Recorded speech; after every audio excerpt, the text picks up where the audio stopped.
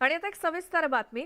मुंबईच्या पोलीस वसाहतींची दुरवस्था याविषयी न्यूज 18 लोकमतनं कायमच समस्या मांडल्या आहेत आणि प्रश्न देखील उपस्थित केलेत.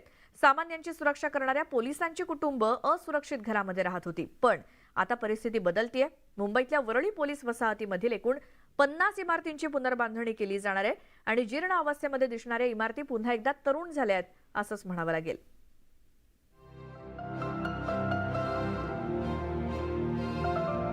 वरळी पोलीस वसाहतीच्या सदनिकांची ही दृश्य पुरेशी बोलकी आहेत.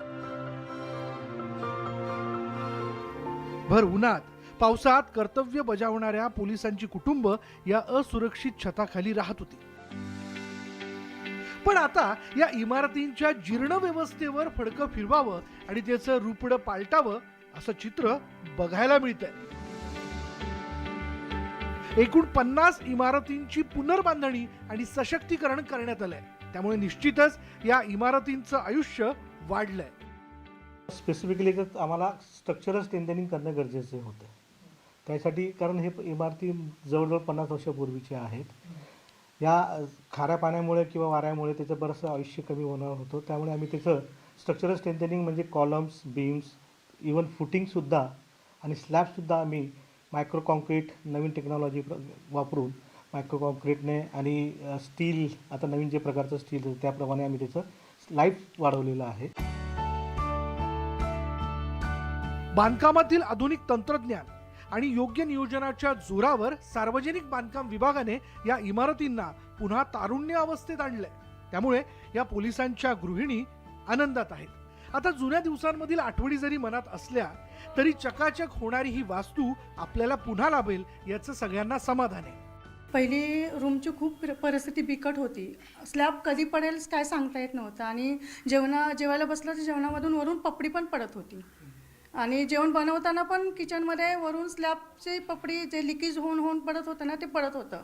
खूप बेकार होतं. पण आता काम होतंय, खूप समाधानी आहे. आमच्या बिल्डिंगची परिस्थिती या अगोदर खूप म्हणजे खूप बिकट अवस्थेत होती. पण PWDने आता काम स्टार्ट केलेत, हळूहळू स्टार्ट केलेत. त्यामुळे जरा कामं व्हायला लागलेत आणि खूप चांगल्या पद्धतीने होत आहेत. त्यांची क्वालिटीही चांगली आहे, फक्त वरून निधी येत नाही, त्यामुळे ते टप्प्याटप्प्याने कामं होत आहेत. तर आमची अशी विनंती आहे की वरून लवकरात लवकर निधी प्राप्त व्हावा. पोलिसांना चांगल्या प्रकारची घरं उपलब्ध व्हावी आणि जी काय सध्या अस्तित्वात असलेली घरे मेंटेन व्हावी या अनुषंगाने शासन प्रयत्नशील आहे आणि त्याच्या अनुषंगाने शासन आता उर्वरित ज्या आपल्या मुंबईमधील ज्या इतर इमारती आहेत पोलिसांच्या त्यालाही निधी आम्हाला उपलब्ध करून देणार आहेत. पुनर्विकास आणि पुनर्बांधणी ही काळाची गरज आहे, जे खरं तर राज्यातील सगळ्याच पोलीस वसाहतींच्या बाबतीत व्हायला हवं. ज्याची एक सकारात्मक सुरुवात वरळीतल्या पोलीस वसाहतींमध्ये झालेली आहे. याबद्दल सार्वजनिक बांधकाम विभागाचं कौतुकच करायला हवं. वरळी पोलीस वसाहतीमधील इमारतींच्या पुनर्बांधणीनंतर राज्यातील इतर जीर्ण पोलीस वसाहतींबाबतही सार्वजनिक बांधकाम विभागाचं हे यशस्वी सूत्र वापरलं जाऊ शकतं. गरज आहे व्यवस्थेने वेळीच निर्णय घेऊन अंमलबजावणी करण्याची. व्हिडिओ जर्नलिस्ट रमेश भटसह विशाल परदेशी, न्यूज 18 लोकमत, मुंबई.